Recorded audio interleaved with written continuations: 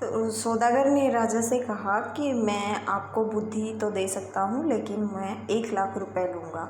तो राजा ने इसके लिए हाँ भर दी कि ठीक है, मैं तुम्हें 1 लाख रुपए ही दूँगा, हमें भी दिखाओ तुम कैसी बुद्धि बेचते हो। तो सौदागर ने राजा को एक पर्ची दी जिस पर लिखा हुआ था कि कुछ भी करने से पहले खूब सोच लेना चाहिए।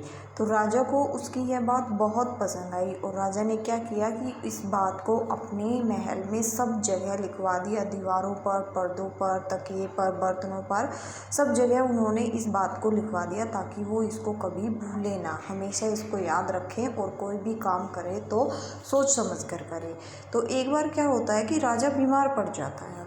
तो जब वह बीमार होता है तो जो उसका मंत्री था वह वैद्य, यानी कि जो डॉक्टर होता है, जो इलाज करता है, जो वैद्य था, वो उसके साथ मिलकर मंत्री एक षड्यंत्र बनाता है, एक योजना बनाता है कि हम इस राजा को दवा में जहर मिलाकर दे देते हैं और फिर हम राजा बन जाएंगे।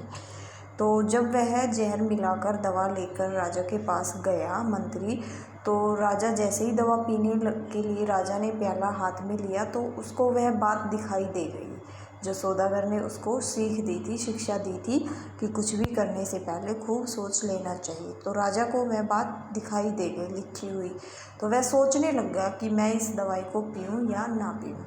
तो उन्होंने वह बर्तन नीचे रख दिया। तो जैसे ही राजा इस सोच में पड़े तो मंत्री और वैद्य को लगा कि शायद राजा को हमारे बारे में पता चल गया, हमारा भेद खुल गया है।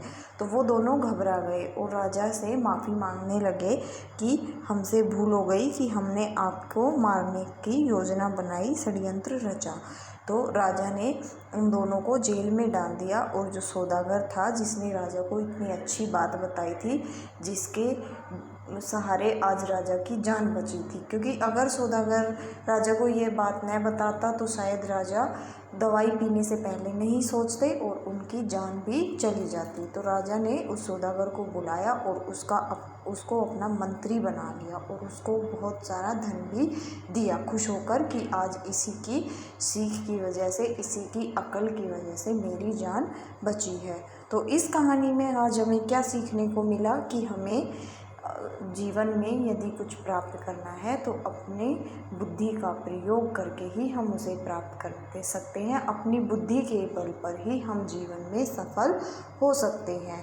हमें कोई भी कार्य है जो वो सोच समझकर ही करना चाहिए, तभी हम सफलता प्राप्त कर सकेंगे।